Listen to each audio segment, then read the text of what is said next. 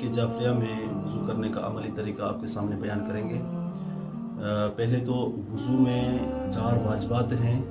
चेहरे का धोना और दोनों बाजुओं का धोना, और उसके बाद सर के आगे वाले हिस्से का मसा करना और दोनों पाँव का मसा करना। तो पहली मरतबा जो हम पानी डाल रहे हैं ये ऊपर से नीचे थोड़ी तक, देखिए आप सीधे हाथ को धोएं और इस तरह धोएं कि आपका पूरा बाजू,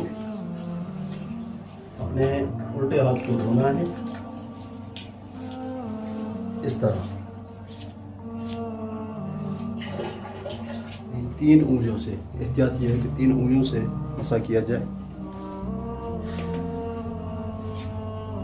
सीधे हाथ से सीधे पाँव का मसा किया जाए यहाँ जोड़ों तक, और ऐसे ही उल्टे हाथ से उल्टे पाँव का मसा किया जाए।